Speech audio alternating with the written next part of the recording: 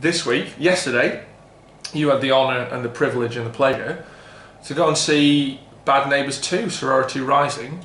Yes. Before you start talking about your thoughts on the film, why don't you give us a sort of brief synopsis of what the movie's about? Right, so if you've seen the first one, it's the first one again.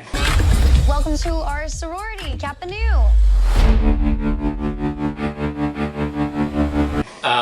If you haven't seen the first one, Seth Rogen and Rose Byrne, young couple who live in a house and they have a young daughter. In the first film, they were sort of traumatized by the fact they've just moved into a house and a frat house moves next door and the loud noises and they can't stand it, and they battle their way, and basically there's a bit of a war between the houses and they win, and the frat boys fuck off.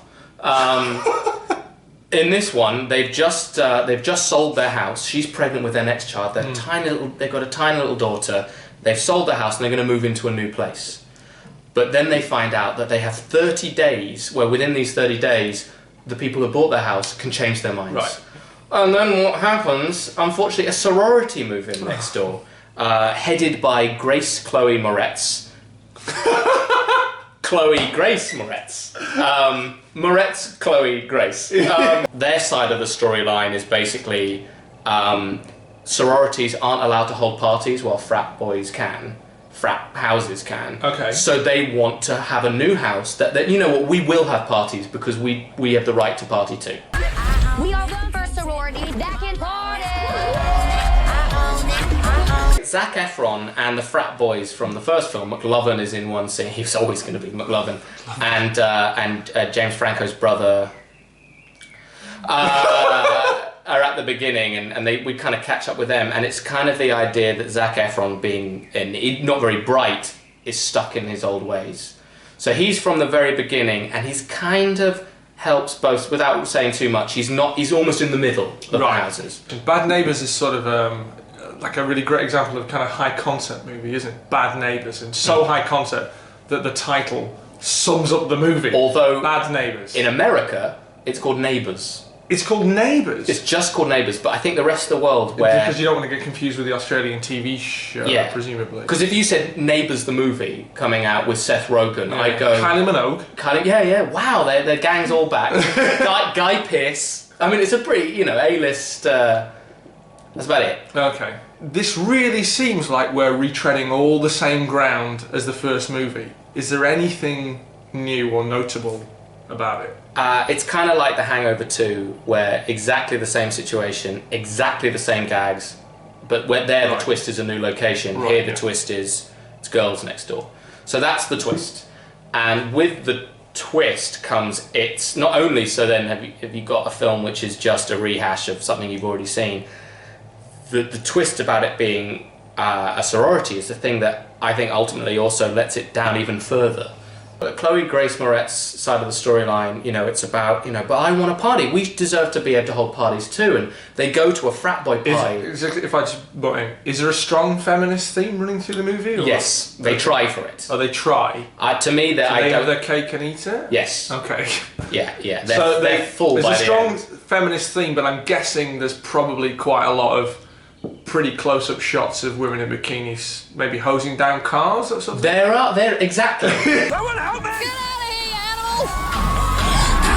This isn't working! You're only making them sexier! They go to a frat boy party, and it's like all the men are like, "Hey, you want to go upstairs and suck cock?" And they're like, I want to go somewhere where I feel safe. I want to go somewhere where I don't have to be objectified by these frat guys. Where we can host our own parties, which is a fair point. Yeah, it's quite a good idea. Good. And if they were going up against the evil dean, like a la Animal House, or just against the college who said, you're girls, you can't host these parties, that would work. But the trouble is they're up against a poor family who could go homeless and be broke. She's pregnant, and they're doing everything in their power to ruin these poor people's lives. It so immediately makes the sorority the villains. The film isn't funny enough. It just the jokes are all you've heard them. Where the film works is that Seth Rogen, Rose Byrne, and Zac Efron are still really likeable in it. You just have this sense where it's on Bad Neighbours on Netflix. I could just watch that again. I mean, these comedy Caddyshack 2, you know, let's do it again. Yeah. Hangover 2. I do like Hot Shots Part 2 though. Is like The Godfather Part 2 and Aliens. Yeah. It's superior. I'm gonna say if you like the first movie, maybe wait for this to come out. Rewatch the first movie. Rewatch the first Because movie. that's essentially what you'll do. It sounds like. Yeah, but if you know you're interested, just wait till you see it on Netflix. It'll be on Netflix. For my theme song, my leather black jeans on. Good disguises, everyone. You look like a psychopath. It's a clown, man. People love clowns. Stop doing that. So at the end of the movie, they need to make as much money. They have these 5 buckets where if you fill the 5 buckets with cash from parties and donations, you can keep the rent. That's the rent of the house, basically. They've run out of money. They've got no money. So they decide to hold an actual kind of, you know, sexy party where the frat boys can come. And at the end of the movie, the couple next door, the couple who had bought the house, go, we don't want the house. We don't want to move next to these horrible, loud girls. Not unreasonable. Not unreasonable. Why would you? You've had that 30-day period, and they've been loud the entire time, and they were selling drugs from there. Seth Rogen and Rose Byrne are like, oh God, we've got 2 houses. What the hell are we gonna do? What the hell are we gonna do? And then the girls come round with the 5 full buckets of money and say, we're gonna rent this house as well because we've got so many girls who want to be part of this fraternity. Rent it? Yeah. That's a short-term solution to a long-term problem. Yeah. Well, they said we'll pay off your mortgage or whatever, and they're kind of like, wow, we're now landlords. This is great.